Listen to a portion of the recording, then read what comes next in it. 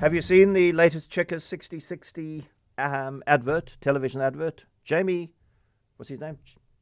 Jamie Oliver, of course, that's what's his name. Jamie Oliver, the British chef and cookbook writer.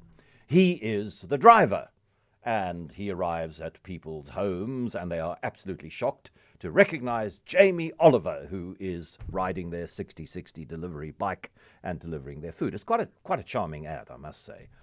And this morning I saw something I'd not seen before, and that was a delivery rider pulled over to the side of the M3 highway. It was on the other side. It was on the highway going south, so I couldn't see much, but it was quite clear that a City of Cape Town law enforcement official had stopped the delivery rider and was issuing a ticket for exactly what, I don't know. And generally, whenever I or any of my colleagues talks about traffic and bad driving behavior, bad riding behavior, we are close to flooded by people who are complaining about the road manners or the lack of road manners of delivery riders. Not just Checkers 6060, it's Uber Eats, it's Mr. D, it's Woolworths Dash, it's whatever the Pick and Pay one is called. People really get annoyed. And I think legitimately so, because I also see a lot of really bad, reckless, dangerous driving. Alderman J.P. Smith, Mako Member for Safety and Security and Political Charge of Traffic in the City of Cape Town. J.P., good afternoon. Afternoon, John. What do your stats say about number of fines issued for various offences to delivery riders? Well, I think that the taxis must love these delivery drivers because they rival them for most traffic offences. They give the public something else other than the taxis to complain about. So in the last quarter of last year, we issued 5,154 fines to these delivery bikes. That's around 4.7 million rand in fines. 399 bylaw offences, 7 cell phones, not having driver's licenses, 3,707 for number plates and things like that, 80 stopping and parking offences, 368, and 593 moving violations. This is failing to stop at traffic signals, arrows, stop streets, etc. So they keep us busy, and the root cause of it is that very often they do not have driver's licenses, or they have an international foreign driver's license from their country of origin, which is impossible to determine the veracity or validity of. It looks fake. You can't determine whether it's a true license or not. It's not possible through their consulate or otherwise to achieve that determination. And so effectively, because of how our National Traffic Act is written, if they produce this foreign driver's license, we are required to accept that as a valid driver's license. But there's no way to check whether it's a legitimate license, and they look like they are just mass-produced somewhere. And so we have approached government, national and provincial, to ask them to amend the legislation. We met with MEC Seleko quite recently, amend the Provincial Traffic Act or place into the Provincial Traffic Act regulations provisions that would make these licenses invalid in the Western Cape. JP, those who have no license at all, that is a very sad commentary on the companies, the retail businesses that are hiring them to do their deliveries. It suggests that at some significant scale, they are not doing due diligence about the people that they are hiring. That is the exact point we have made, and we have suggested in the same legislative amendments that provisions be inserted to hold the company accountable for the conduct. If they appoint somebody and that person is using an app and the person does not have a driver's license, then the company must take some accountability and some kind of penalty. So that's the other option. They will, of course, say that the person they give the password and access to the app to rents it out and lets other people use it who don't have a driver's license. But that I can specifically say is not the case, because we have confirmed that sometimes the name on the app is the person who who is driving and does not have a driver's license. So there certainly is a lack of effective probity or quality control by these companies in the interest of just getting the deliveries done. Yeah, but again, a lot of the motorcycles that I see look to me to be at risk of failing a roadworthy test. And again, I wonder which offences should be to the account of the individual sitting on the saddle of the motorbike, and which should be to the company. A driver's license should be to the company. I think a non-roadworthy motorcycle should be to the company. But if a driver speeds or uses their phone when they shouldn't be using their phone, should we be placing the responsibility for that on the hiring company? So all offences must be for the driver. But in addition to that, I believe there should be an additional penalty that says that when a delivery bike using who is acting as an official contractor for some agent, the same philosophy we have with the taxis, by the way, so you can see I am consistent in this line of argument, that your employer carries liability. And just as we impound the taxis, so too we impound the delivery bikes in ever larger numbers. And that there should be a penalty affixed for the account of the company, for the corporate entity who have allowed a delivery service to run in their name with an unqualified driver. So that was our proposal. It's probably not viable to put it in the traffic bylaw. It would, I suspect, exceed the mandate of our bylaw or of our legislative powers as derived from the Constitution in Schedule 5B.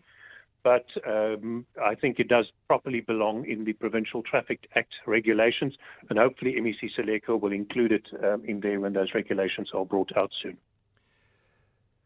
Yeah, and I part of the problem, and because of this, I have some sympathy for those who are pushing the speed limit and maybe getting to a left turn and taking that left turn at a traffic light or a stop street without stopping properly, because I know the kind of pressure that they are under in order to complete the deliveries in a specified amount of time, in order to make the money that they need to make in order to have anything approaching a livable wage. But, so much of what we do is under pressure, and if we're going to further allow wide-scale breaching of the law because people are under pressure, then, our slide to lawlessness accelerates. Well, you make my argument for me more eloquently than I can, sir. I can just concur with you and say that these drivers end up in a lot of accidents. They get hurt a lot. So their lives also matter. I have great empathy for them. It must be one of the worst jobs on the planet. Which is why it's just genuinely taken up by refugees and asylum seekers. So it's the only entry-level job you can get. And they, in the boiling summer heat, and in the freezing winter cold, and in the rain on a bike, in gusting wind with a big box on the back, it must be a grim and terrible job. So I have great sympathy for them. But the problem is that is counterbalanced by the very large number of complaints we receive about them continuously. They are a major complaints generator. So we do act against them. We probably are not doing enough, but that is just because we are so thinly stretched over so many moving violations over a very large city with many more vehicles joining all the time. And the enforcement resources do not grow in like proportion to the growth of the number of vehicles on our roads and the levels of segregation, etc. So it's difficult to prioritize what needs to get attention, and the officers will act on what they see. And unfortunately, they see these drivers, these delivery bikes, do a lot wrong, so they are going to generate those kind of fines. As I said, 5,154 fines in a quarter. A couple of listeners, 4 or 5 at least in the last 5 minutes, have asked whether they should be required to have a professional driver's permit, a PDP. They're not transporting people. They're not applying for hire or transporting public transport passengers. But there is no reason that there shouldn't be an additional layer or requirement for them, or additional competency tested, as we have suggested with the taxis. The PRDP is actually a bit of a rubber stamp. We have suggested that PRDP become a proper test of competency, like you would do a firearm competency that includes issues such as basic life support. If a person in your taxi gets ill, can you do CPR, can you keep that person alive until an ambulance arrives or paramedic arrives? Hospitality and other issues, so that the industry starts playing a more constructive role. And similarly, we could look at some kind of competency for these drivers. But a lot of the problems will simply be fixed by, one, them having a driver's license, and two, invalidating the foreign driver's licenses that they are currently legally allowed to present to us, and which we have to accept at face value, even though it is often abundantly clear or strongly suspected that those documents are not valid driver's licenses, and you have no means of testing them.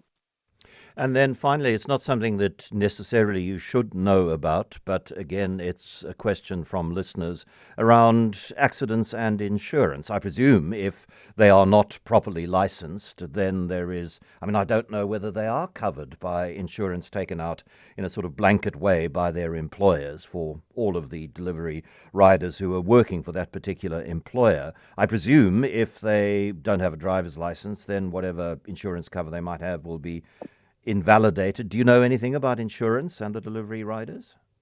No, you have caught me out. There's not there's no reason why it's not. There's no reason why you should. No, it's a valid issue, because there are so many of them on the road, and it would be of interest to know whether Checkers or any other of the companies using these delivery riders, or Uber Eats or Mr. Delivery, if any of them are taking responsibility for that insurance, or whether these are deemed to be independent contractors, as taxi drivers are, and are responsible for their own insurance, because then their financial situation considered, it is exceedingly unlikely that they have such. So it's something else I'll feed into the discussions next time we see the MEC about this. We're running out of time. We're already beyond time, but very quickly, Peter says they only need a learner's license. You can operate a motorcycle whilst on a learner's. I'd be happy if they even had a valid learner's. They don't even, in most cases, or in many cases, as you've seen from these numbers, do not have a valid learner's either. But you cannot operate a vehicle, a commercial vehicle, on a learner's. So I'm not sure exactly if it applies in the exact same manner to the motorcycle issue, but my suspicion is yes. I will check with the traffic management whether they're allowed to use a learners to do this, but my suspicion is no. I would appreciate if you were able to get back to us before the end of the afternoon so I can feed that answer to our audience. Alderman J.P. Smith, thank you very, very much indeed.